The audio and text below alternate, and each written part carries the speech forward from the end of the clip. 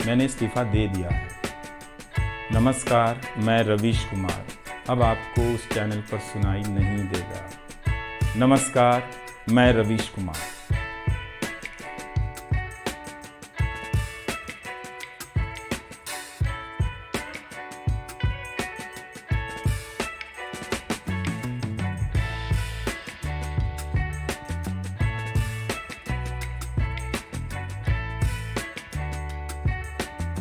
भारत की पत्रकारिता में स्वर्ण युग तो कभी था भी नहीं, लेकिन आज के दौर की तरह भस्म युग भी नहीं था। भस्म युग से मेरा मतलब है जहां इस पेशे की हर अच्छी बात तेज गति से भस्म की जा रही हो। यह दिन भी आना ही था। इस देश में अलग अलग नाम वाले अनेक चैनल हो गए हैं, मगर सब हैं तो गोदी मीडिया ही। उसका परिवेश, उसका इकोसिस्टम, पत्रकारिता का और माहौल सब खत्म कर दिया गया है। मगर पत्रकारिता करने और कराने का दावा भी सब कर रहे हैं।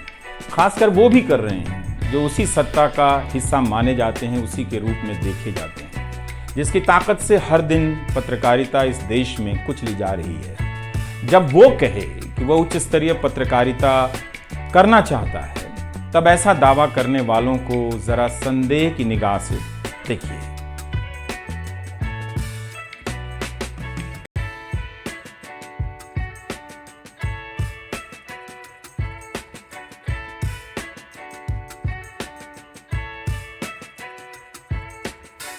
दरअसल आपको याद होगा, पिछले महीने एक महिला से पूछा गया आपकी आय दुगनी हो गई। उस महिला ने कहा हो गई। प्रधानमंत्री का सवाल था। हम लगातार सोच रहे थे कि ये कौन महिला है, क्योंकि किसानों की आय लागत से 1.5 गुने हो जाए, इसके लिए सरकार के पसीने छूट गए लागू कराने को लेकर। वो अभी जो लागू हुआ वो अभी एक अलग किस्सा है। लेकिन जिस महिला ने कहा था, हमारे संवाददाता ने उस महिला को खोज लिया। सुनते हैं उस वक्त जो कहा था, इस वक्त जो कह रही है। ये है छत्तीसगढ़ के कांकेर जिले के कन्हारपुरी की चंद्रमणि कौशिक। देश में किसानों की आय दुगनी होने के सरकारी दावे की पोस्टर गई। पहले की तुलना में आय कितनी बढ़ गई आपकी? अभी 2 गुनी हो गई है जी। 20 जून को प्रधानमंत्री मोदी ने वीडियो कॉन्फ्रेंसिंग के जरिए जिन किसान लाभार्थियों से बात की थी, उसमें सबसे आगे चंद्रमणि ही थी। और चंद्रमणि के इसी आय दुगनी के दावे ने पूरे देश में हलचल मचा दी थी। पहले की तुलना में आय कितनी बढ़ गई आपकी? अभी 2 गुनी हो गई है तो क्या वास्तव में चंद्रमणि की आय खेती में दुगनी हो गई, या माजरा कुछ और है?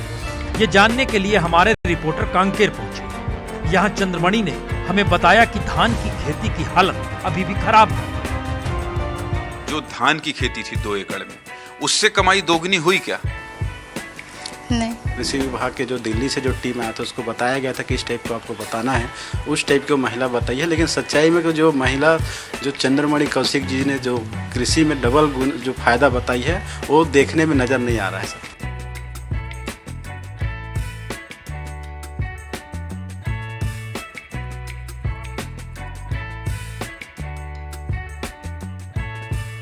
शहीद आईपीएस अफसर हेमंत करकरे का अपमान करने वाली साध्वी प्रज्ञा सिंह ठाकुर को उनके बयानों के लिए चुनाव आयोग ने नोटिस भेज दिया है। नोटिस देना चुनाव आयोग के लिए एक परंपरा की तरह है, एक रस्म की तरह है, जिसे वो यदा कदा निभाता रहता है। कार्रवाई तभी करता है जब उसे सुप्रीम कोर्ट से फटकार लगती है। बीते दिनों भी योगी, आजम खान, मेनका गांधी और मायावती के प्रचार पर पाबंदी तभी लगी जब सुप्रीम कोर्ट ने आयोग को तलब किया।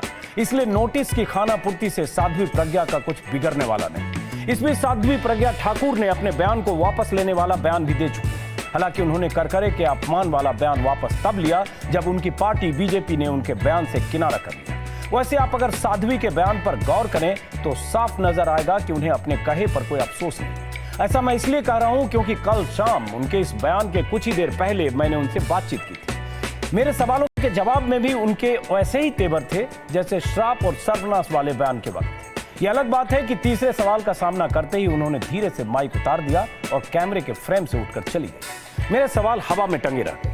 अब सुनिए कि कल शाम साध्वी प्रज्ञा ठाकुर ने मेरे 2 सवालों के जवाब में क्या कहा और तीसरे सवाल में ऐसा क्या था कि उन्होंने उठकर जाना बेहतर समझा।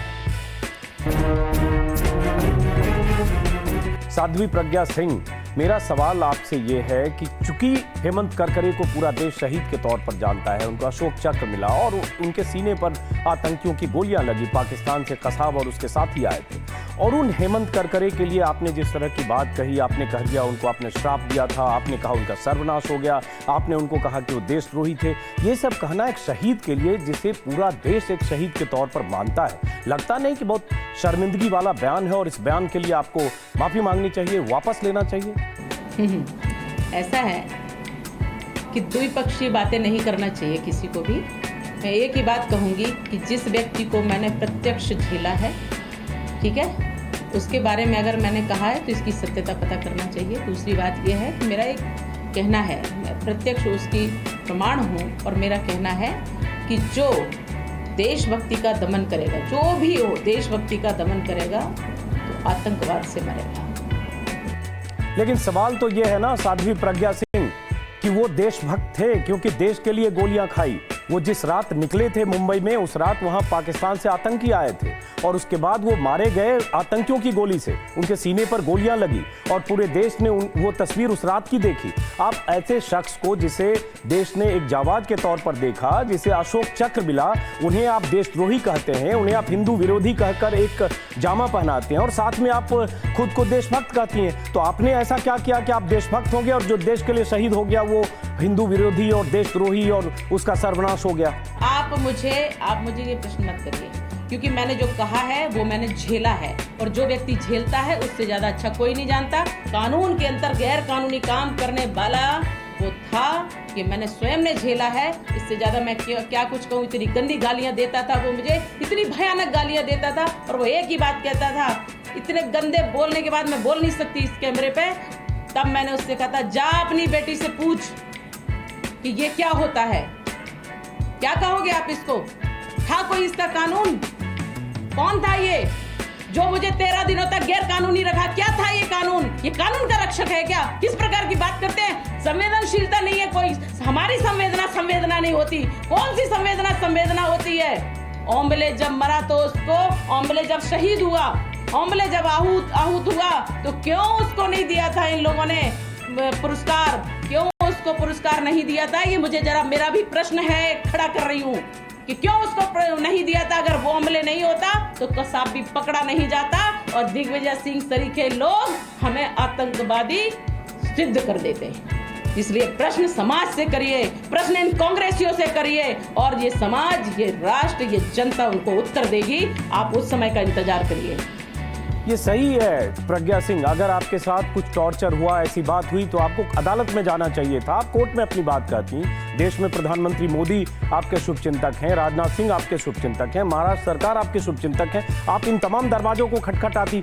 लेकिन आज आप चुनाव के वक्त अगर आप ऐसी कहानियां सुना रही हैं और साथ में आप करकरे को देशद्रोही कह रही हैं, आपको अगर कांग्रेस से शिकायत थी आप कहिए, आपको हक है कहने का। लेकिन इस कांग्रेस से शिकायत के नाते अगर आप हेमंत करकरे के लिए कह रही हैं, तो मुझे लगता है इसके लिए आपको एक बार सोचना चाहिए कि आपने देश के उन लाखों करोड़ों लोगों को जिन्होंने उन्हें एक शहीद के तौर पर देखा, उनकी भावनाओं के साथ भी खिलवाड़ कर रही हैं अपनी चुनावी फायदे के लिए।